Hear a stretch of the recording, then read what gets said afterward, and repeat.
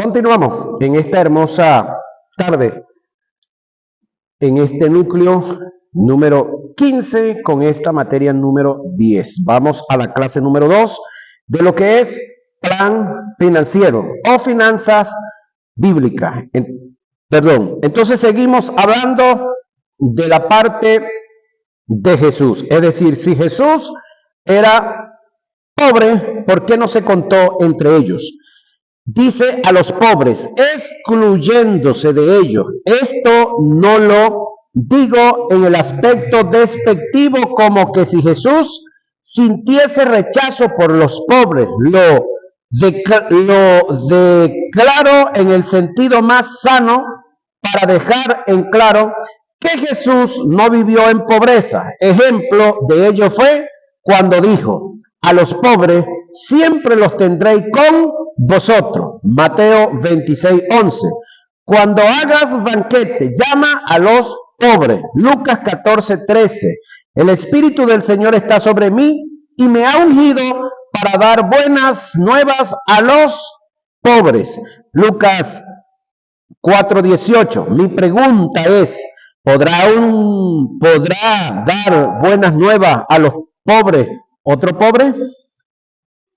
Estudiemos los pasajes en forma gramatical. El término los que Jesús utilizó para hacer referencia a los pobres gramaticalmente se conoce como un artículo determinado plural del singular, el cual tanto en plural como singular se usa con el fin de hacer una exclusión personal para descartar, rechazar o negar la posibilidad de algo o de ser parte de quien se está haciendo mención. Si Jesús era pobre, ¿por qué? Tuvo la capacidad, oiga, de sostener económicamente a 12 familias. Aquí se me quedó corto el escritor. Jesús sostuvo 12 familias o 13 familias. Cuando hablamos de 12 familias, estamos hablando de la familia de los discípulos, todos, porque todos estaban trabajando y él fue y los sacó de sus trabajos. Por lo tanto, tuvo que mantenerlo. Otra cosita, y la de él, porque su mamá, su papá, para el tiempo que Jesús arrancó el ministerio, se estima que ya el papá de Jesús, José, ya había fallecido. ¿Por qué razón? Porque un judío, la etapa de la vida para ese entonces se estima entre los 50 y 55 años. Era el periodo, la etapa de la vida de ellos por causa de las constantes guerras, por causa de las constantes enfermedades, el problema de alimentación y el problema de las aguas, que todas estaban en su gran mayoría contaminadas. Por causa de que la mayoría de las aguas estaban contaminadas, era que tomaban mucho vino, porque el vino, aparte de que era un producto que venía de la uva, era recogido con mucha prudencia y envasado y guardado y usado no para emborracharse como lo hace la gente aquí en esta parte del mundo, que ese es el problema que tenemos aquí con las bebidas alcohólicas. Ahora, no con las bebidas alcohólicas, con los que abusan de las bebidas alcohólicas. Ahora, el detalle está que se estima que José tendría algunos 25 años cuando tuvo a Jesús. Ahora súmele a 25 años 30 de la vida de Jesús. ¿Cuánto le dio? Entonces se cree que ya José, cuando Jesús arranca el ministerio, no estaba. Por eso es que en algunas ocasiones se apareció por allá la madre de Jesús y sus hermanos, no José. Otra. Esto tiene que ver con cristología, pero va saliendo aquí. ¿Sabía, pastor, que los discípulos de Jesús, yo no sé si ya yo dije esto aquí, que los discípulos de Jesús, excepto él y Pedro, eran mayores de 20 años y los demás eran menores de 20 años? Se estima. No hay un registro bíblico como tal, pero hay una estimación. ¿De dónde se saca? Llega Jesús al templo y le preguntan por allá los fiscales de la economía del templo, le preguntan a Pedro, Pedro, mira, ¿y tu maestro no paga el impuesto del templo? Entonces, cuando se le acerca Pedro a Jesús, Jesús lo aborda primero y le dice, Pedro, ¿de quiénes cobran los dignatarios? ¿De quiénes cobran los impuestos? ¿De sus hijos, de su familia, de su entorno o de los súbditos? No de los súbditos, porque los hijos están exentos. Jesús lo que le está diciendo a Pedro acá, que eso se explica más adelante, es que como Jesús es hijo de Dios y el templo era de Dios, Jesús estaba exento en pagar ese impuesto. Pero para no serle gravoso a ellos, porque ya ellos no aceptaban y no creían que Jesús era el hijo de Dios, entonces para evitarles dolor de cabeza a ellos, le dice a Pedro, Pedro, agarra el anzuelo, anda al mar, tíralo y el primer pez que saque, abre la boca y saca un estatero y paga por ti y por mí. Ya va, y los 11. Jesús era responsable del ministerio y todo estaba a cargo de él. Los demás no trabajaban mediodía y luego se venían a trabajar a comer al ministerio con Jesús. Entonces de ahí es donde se cree que los demás eran menores de 20 años. Es una estimación. Ahora, Jesús, cuando hablamos de que Jesús era pobre, no estamos hablando de que económicamente vivía alcanzado y tenía que estar mendigando. No. Jesús tenía dinero en cualquier lado. Es más, aquí tenía dinero en la boca de un pez que estaba en el mar. Del primero. No es que le digo, Pedro, tira ahí y ve revisando ahí. Cuando llenes una cesta, ve a ver en cuál de ellos viene la moneda. No, en el primero. Es decir, ahí tenía Jesús un banco ahorrado, ¿verdad? Ahora, ¿por qué lo sacaron de la mochila? No sé. Eso se lo preguntamos a Jesús en las nubes del aire. ¿Por qué sería que Judas no estaba presente, andaba retirado o no había nada para ese momento en la mochila? Ahora, el detalle está que Jesús, aparte de sostener la familia de los 12, que algunos de ellos ya tenían compromisos, ya eran casados, como en el caso de Pedro, que lo podemos hablar abiertamente, porque si tenía suegra, pues el que tiene suegra está casado. Ahora, él y su madre también eran sostenidos. ¿Quién pagaba los viajes de Jesús de un lado al otro de los lagos? Él mismo. La comida de ellos. Ok.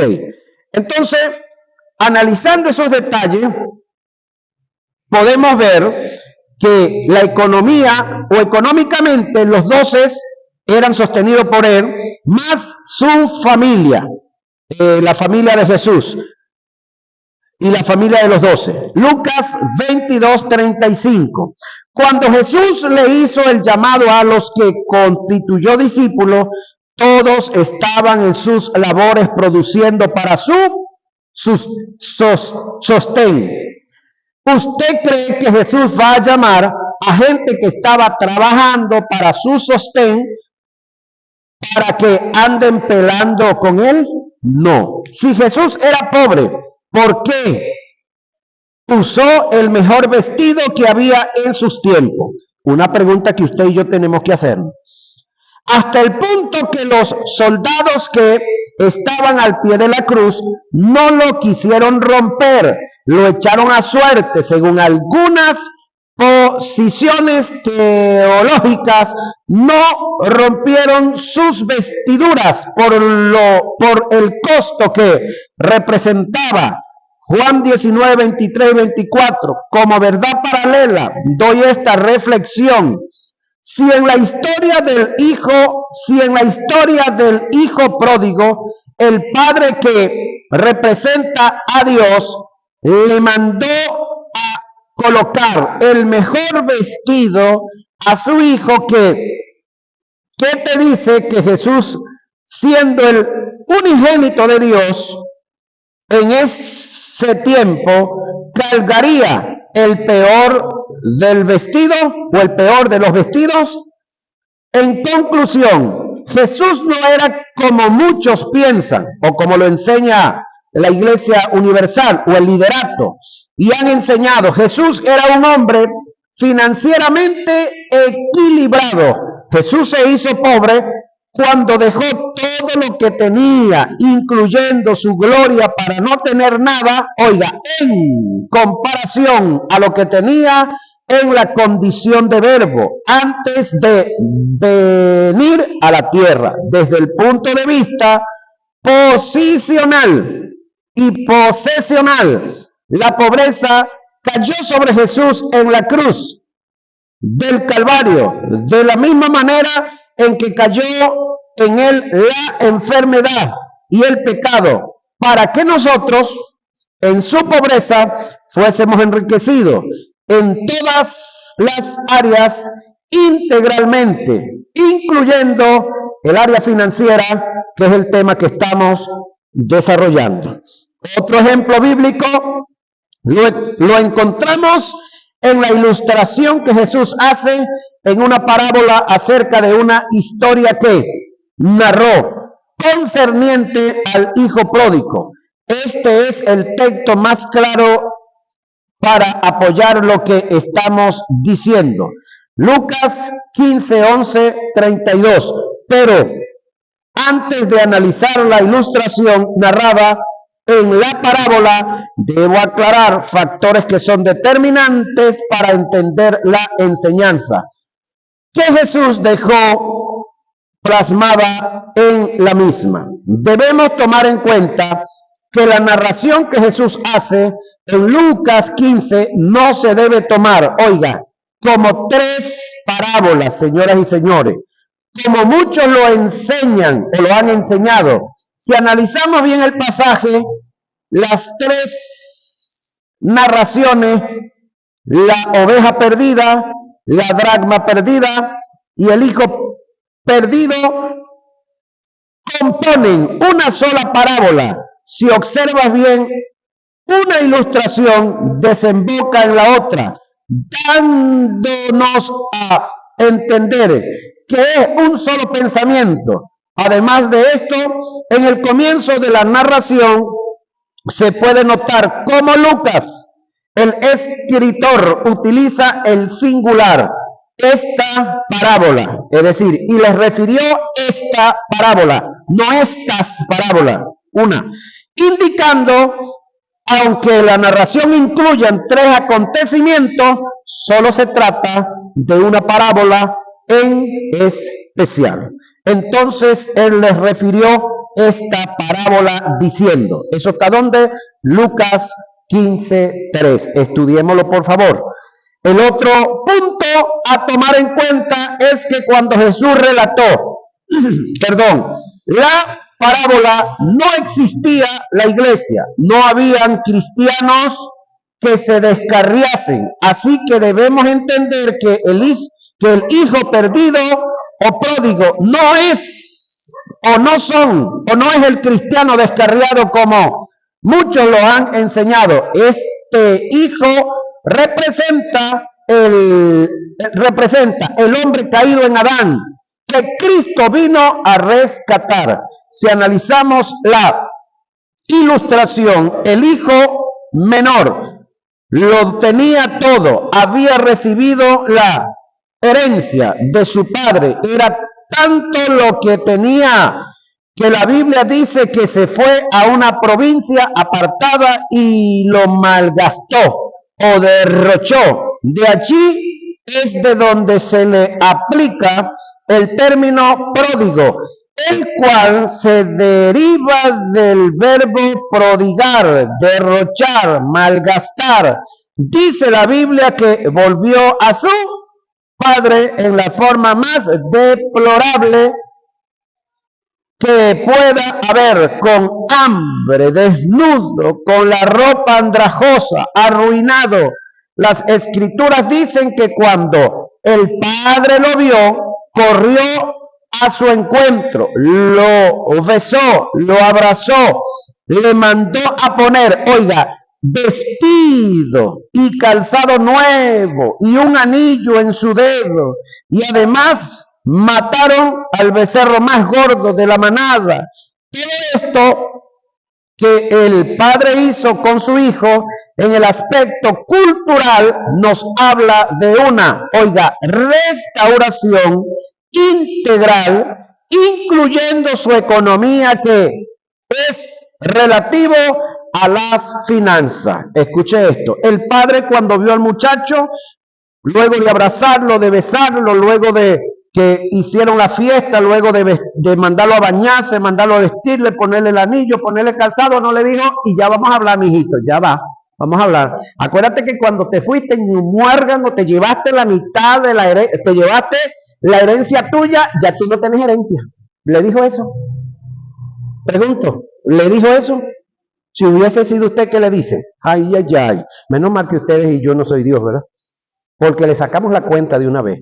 Y le decimos, bueno, a trabajar aquí, a sudarse aquí, y poco a poco va comprando para que vuelva a tener.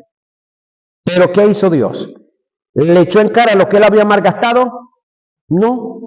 Es decir, ese gasto innecesario que el hombre hizo, se lo cargó el Padre a su cuenta. Es decir, el hombre siguió teniendo su herencia. El que se puso cómico fue el hermano mayor.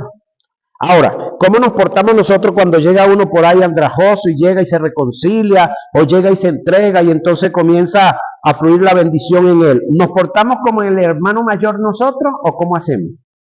Saquemos cuenta de eso. Ahora,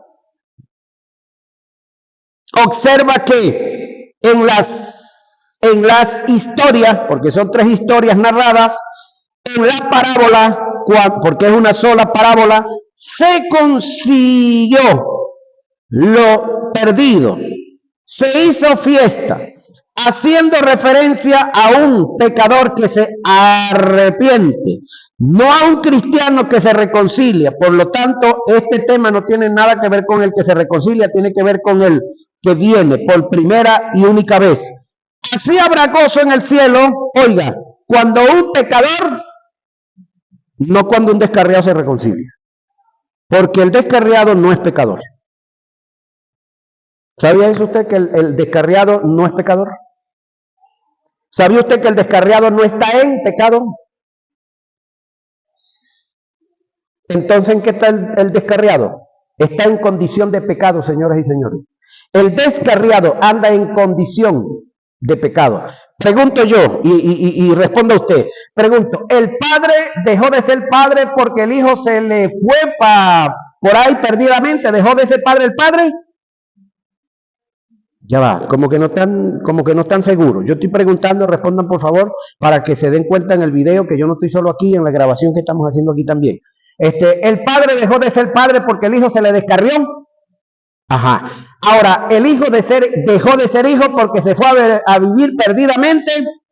Bueno, cuando hablamos del descarriado, señoras y señores, la palabra lo dice, descarriado, descarrilado, un tren. El hecho de que se salga de la vía ferroviaria, bien sea por un desperfecto en el tren, en la máquina, o un desperfecto en la vía, deja de ser tren. ¿Qué hay que hacer cuando se salió? ¿Lo quemamos, lo botamos, lo echamos a perder? No. Reparamos la vía si el problema es en la vía, o reparamos el tren si es el tren, y lo volvemos a meter con las grúas adentro del carril y a seguir trabajando. Amén. Entonces, cuando alguien de entre nosotros se descarría y se reconcilia, ¿qué hay que hacer? ¿Qué hay que hacer? Correrlo, botarlo, decirle que ya está desechado, que ya no lo queremos, que ya no es hijo de Dios, que la sangre de Cristo ya no lo puede lavar, no lo puede limpiar. Señoras y señores, él no ha dejado de ser hijo de Dios, si es que fue. Aclaro, si es que fue. Porque tenemos el montón de gente que vino y estuvo con nosotros un poco de tiempo y después salió y se fue. Pero fue que estuvo, no era. No era, estuvo con nosotros, cantó coritos con nosotros, cantó himnos con nosotros, tocó el tambor, tocó la guitarra, las maracas, ofrendó, diezmó, hasta lo pusimos a predicar, pero no había nacido de nuevo el hombre. Porque lo que él leyó y lo que predicó así lo hizo al caletre, porque vio a otro que caminó para adelante, él también lo hizo, pero no hubo un nacimiento de nuevo. Entonces, ese nunca ha sido hijo, por lo tanto, no se fue, sencillamente manifestó lo que era. Ahora, el que sí fue y es y será hijo, se descarría, cuando él viene, entonces hay que volverlo a recibir, no tenemos que portarnos como el hermano mayor, porque no es la actitud de nosotros. Ahora, reitero que el tema acá no tiene nada que ver con el descarriado, es el pecador que se arrepiente. Lucas 15, 7. Ahora, este hombre fue reintegrado a la familia integralmente, porque el hecho de que le hayan puesto calzado, el hecho de que el padre le haya puesto zapatos, era para diferenciarlo de los esclavos, porque los que andaban descalzos eran los esclavos. Ahora, si analizamos bien el pasaje, Jesús lanza esta parábola por causa de los fariseos y escribas que murmuraban porque Jesús comía con publicanos y pecadores. Jesús les quiso demostrar a los que murmuraban que en este caso estaba representado por el hijo mayor, y el que se quedó en casa, que la salvación, el que se quedó en casa, que la salvación no es por obra, sino por gracia. El hijo mayor reclamó sus bienes por lo que había hecho, mientras que el menor, el pródigo, recibió bienes después de no haber hecho nada.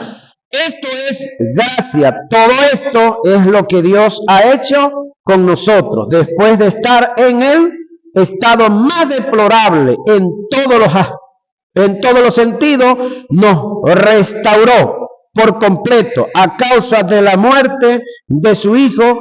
Y esto es salvación. Para mayor comprensión, quiero hacer una declaración del pasaje que trata esta ilustración, conforme está en el texto original, tomando en cuenta las costumbres culturales. Cuando la escritura dice, hace mención del beso, el texto original no dice le besó, sino le llenó o colmó de beso, donde se denota la intensa pasión y el amor desenfrenado de un padre ansioso esperando a su hijo. Y esto es corroborado por la carrera apresurada que tuvo el padre al ver al hijo, y de paso se echó sobre su cuello, gesto que cultural y aún en lo sentimental indica el amor y la ternura que una persona tiene por un ser querido, agradecido de que haya vuelto, con deseo de no volver a perderlo. Cuando el padre da la orden de colocar el mejor vestido, los términos que se utilizaron en el texto original fueron el vestido más suntuoso, el más valioso, el más costoso, el de primera calidad, el de gala, vestido reservado para el huésped de honor, que en su sentido figurado indica sacarte del estado andrajoso y deplorable y llevarte a un estado de preeminencia.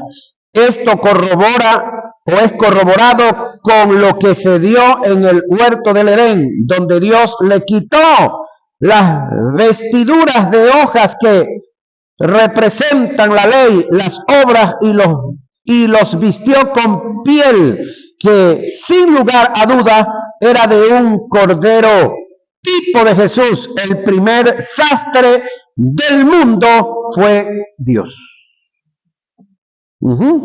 Cuando hace mención del becerro más gordo, dice: traed el becerro que engordamos con trigo, matadlo. Es decir, el mejor de la manada, reservado y preparado única y exclusivamente para ocasiones especiales, para actos de gran celebración, que en el sentido figurado demuestran el jolgorio, el gran gozo que había por el regreso del Hijo.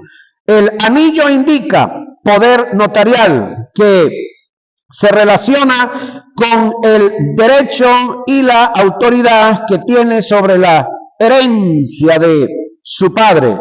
El calzado, la distinción entre un hijo y un esclavo, que indica la relación que había entre ambos como padre e hijo. Si analizamos detenidamente la ilustración, el hijo había ensayado un discurso para decírselo al padre. En el encuentro, el discurso dice así: Padre, he pecado contra el cielo y contra ti, ya no soy digno de ser llamado tu hijo, hazme como uno de tus jornaleros. Notemos que el discurso fue interrumpido por el padre cuando el hijo le dijo: no soy digno de ser llamado tu hijo. Su paternidad no aceptó que su hijo se degradara ni entrase en conmiseración delante de él.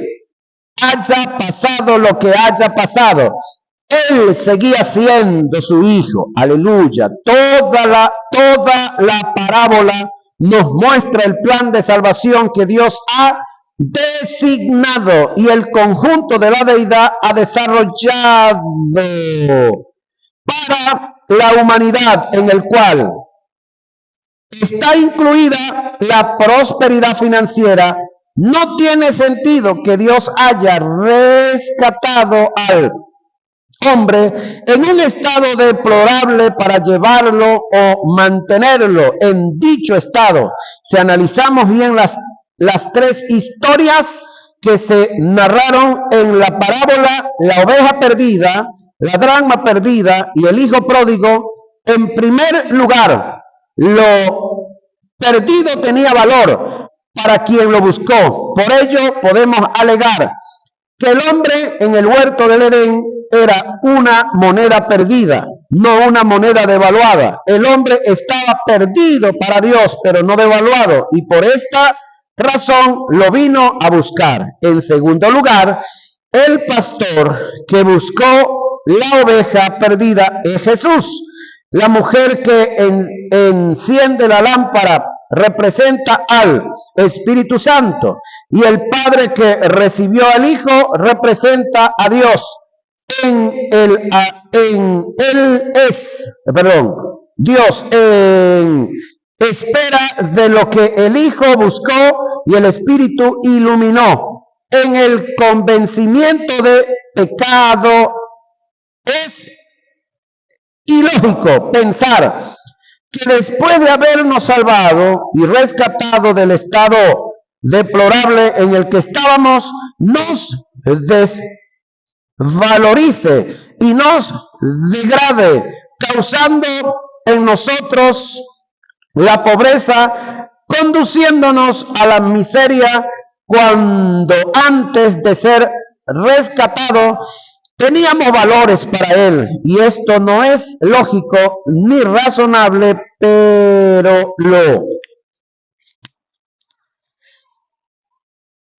sorprendente del caso es que en nuestras congregaciones tenemos personas con este tipo de pensamiento. Eso es lo que creen y así viven. Es decir, creen que hemos venido a Cristo y que la pobreza es parte de nosotros.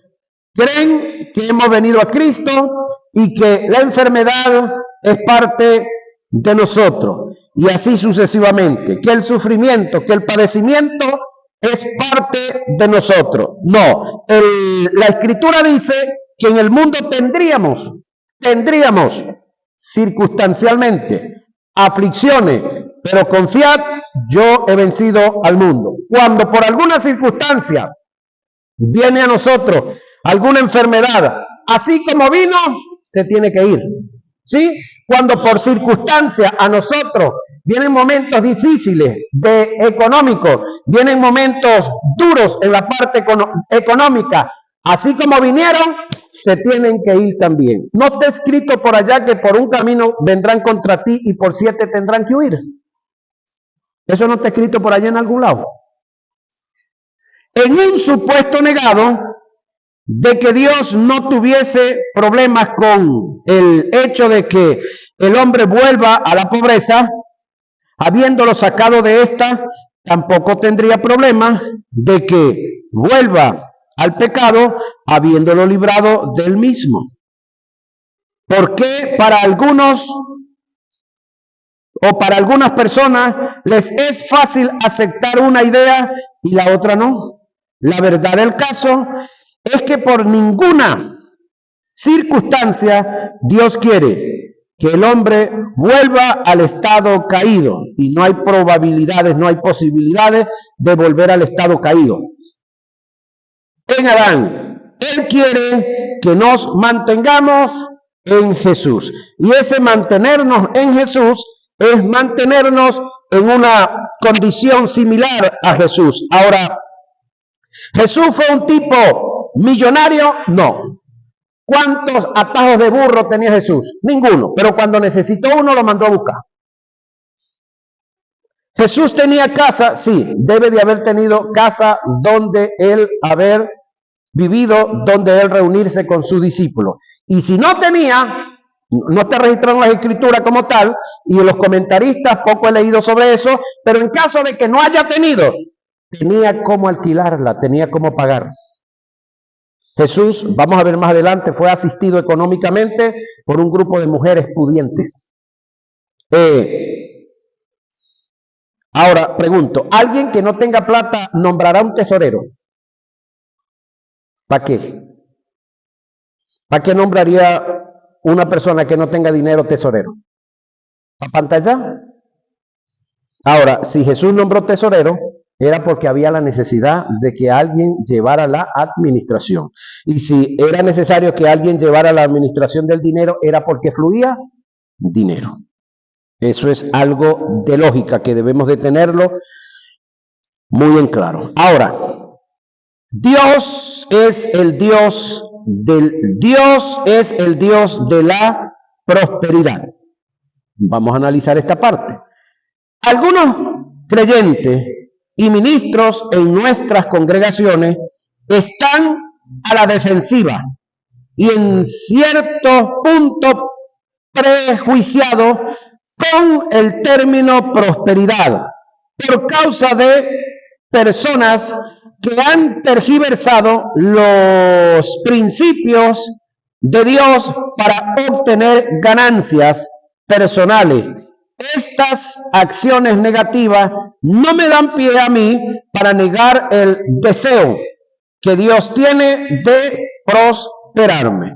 En Tercera de Juan, verso 2 dice, amados, oiga lo que viene, yo deseo que tú seas prosperado en todas las cosas y que tengas salud, así como prospera tu alma. Analicemos varias cosas aquí en este texto. 1. ¿Quién lo escribe? Juan. ¿A quién se lo escribe? A un amigo de él, creo llamado Gallo. Dice, amado, yo deseo que tú seas prosperado. Pregunto, ¿Juan está hablando aquí de parte del Espíritu o está diciendo así dice el Señor o está diciendo que es él el que quiere que su amigo sea prosperado? Analicemos el texto. Como dice, amado, él, es su deseo. Deseo que tú seas prosperado en todas las cosas. ¿Cuáles son todas las cosas? Espíritu, alma y cuerpo. Todas las cosas que nosotros tenemos. Y que tengas salud. Otra área. Así como, oiga, así como prospera tu alma. Pregunto yo, ¿qué es la prosperidad del alma? La pregunta, hágasela usted. ¿Qué es la prosperidad del alma? La prosperidad del espíritu es el conocimiento de lo espiritual, el aceptarlo y recibirlo. Eso es la prosperidad del espíritu. La prosperidad del alma ¿está dónde? ¿Sabe dónde está la prosperidad del alma? Aquí, en este libro, en la Biblia, en cada biblioteca, en cada lugar donde usted se sienta a oír a una persona que tiene algún conocimiento que él lo ha adquirido porque ha estudiado, o cuando usted se sienta a oír una persona que tiene un conocimiento innato, natural, que Dios se lo dio a él. Entonces, el conocimiento es algo como la brisa que anda por aquí, como el oxígeno que está aquí afuera, que el que tenga nariz o boca lo puede obtener. ¿Sí? Pero el término aquí, prospera tu alma, tiene que ver con conocimiento, tiene que ver con capacitación, tiene que ver con enterarte de cosas y aceptarlas, para de esa manera entonces tener conciencia. ¿Qué es conciencia? Acumulación de ciencia. ¿Qué es acumulación de ciencia? Acumulación de conocimiento, señoras y señores. Ahora, debemos hacer una salvedad de una verdad que está establecida en el texto mencionado. Lo que se declara en dicho texto es el deseo de un amigo hacia otro amigo, de Juan a Gallo, y no lo debemos tomar como el deseo de Dios para sus hijos en forma textual, pero queda un principio establecido en la palabra que lo podemos aceptar como el deseo de Dios para nuestras vidas, ya que dicha escritura fue inspirada por el Espíritu Santo. Si tomamos en cuenta el principio de inspiración, podemos aceptar y declarar o proclamar que el deseo de Dios es que todos sus hijos seamos prosperados. El término prosperado o el verbo prosperar es mencionado en el Antiguo Testamento 65 veces y 4 en el Nuevo Testamento. Viene del hebreo saleal y del griego evodo con doble O. Cuando se utiliza el término prosperidad o el verbo prosperar, está relacionado con el éxito, en contraste con el fracaso. Indica el que te vaya bien. Está relacionado con la vida de victoria y es muy utilizado para referirse a la bondad y el favor de Dios en todos los aspectos, incluyendo las finanzas. Tenemos que entender que Dios es nuestro benefactor. La persona número 1 que está interesada, oiga, en que seamos prosperados es Dios. Amén. Y la número 2, ¿quién debe ser? Nosotros. El único que está interesado en que vivas arruinado es el diablo. La Biblia dice, el ladrón o diablo vino para matar, hurtar y destruir. Juan 10:10. Aunque el texto no se refiere directamente al diablo, aquí se da una ley de doble referencia. Dios en su naturaleza es lo antónimo del ladrón. Él desea que seamos prosperados en lo absoluto. De esto hay testimonio en ambos testamentos. Dios prosperó a Obed-Edom, un filisteo en cuya casa el rey David dejó el arca después de la muerte de Usa.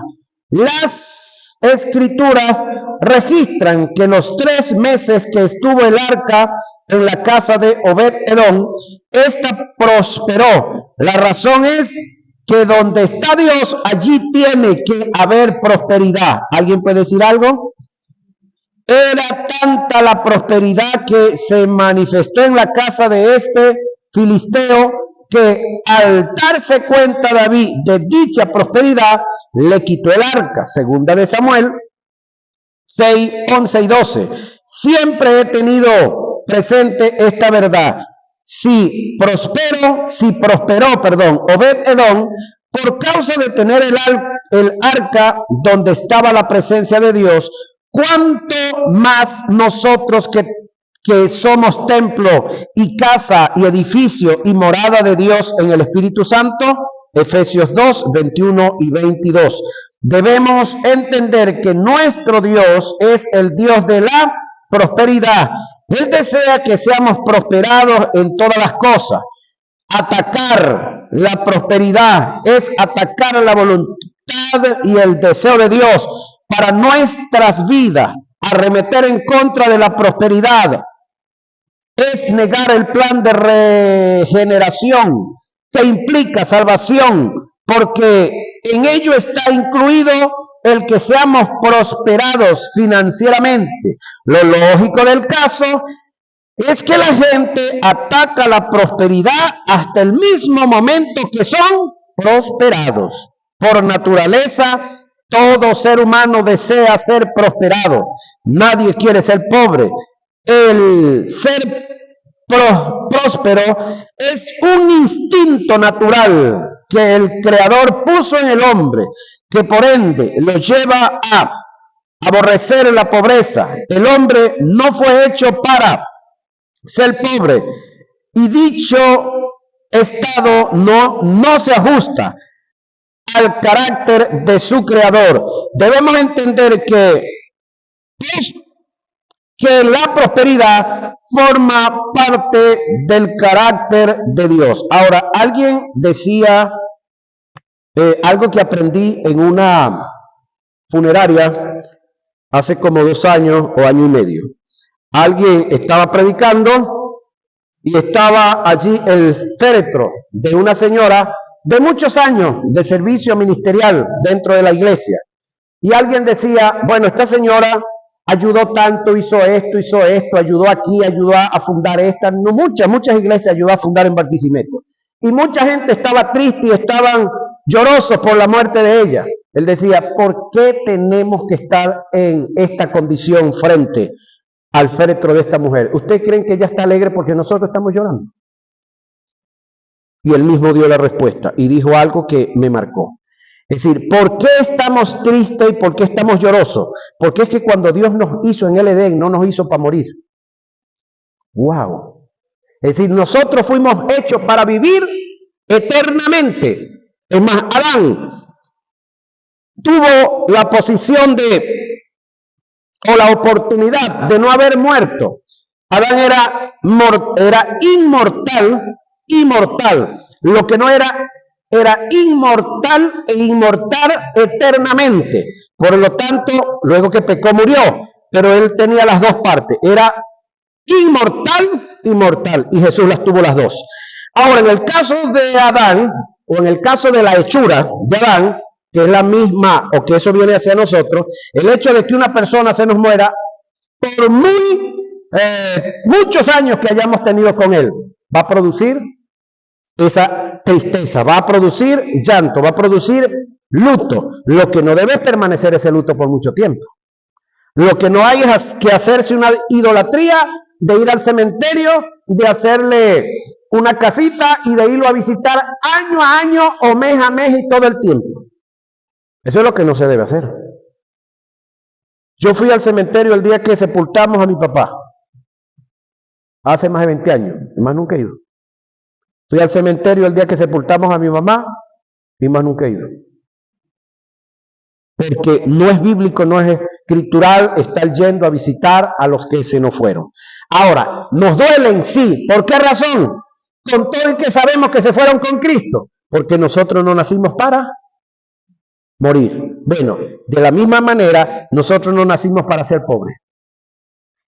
Por eso nos da pena cuando tenemos un pantalón todo rotico y es el que cargamos. Y no roto porque es la moda ahorita de cargar los pantalones rotos, que esos son los más caros, ¿no? Sino roto porque se desgastó tanto que se nos rompió. Entonces nos da pena. ¿Por qué nos da pena? Porque la naturaleza de nosotros es andar vestidos. Pero si fuéramos indígenas, nos daría pena andar vestidos. Porque la naturaleza de ellos es andar desnudos como ellos están, o con sus bayuquitos o su cuestión. Ahora, es como nosotros... ¿cómo se sentiría usted que usted cometa X pecado y de repente se consiga con un hermano? ¿Cómo se siente usted? Mal. ¿Cómo se siente usted cuando usted está enfermo? ¿Se siente chévere, se siente cómodo cuando usted está enfermo y si sabe que hay otro hermano que está enfermo y el otro necesita que usted vaya a orar por él? Entonces, esto tiene que ver con la misma posición y tenemos que verlo desde la misma óptica. Ahora, cuando analizamos la escritura, o cuando analizamos la estructura de la Nueva Jerusalén, esa la vamos a analizar, creo, ya le digo, sí, en nuestra próxima hora de clase.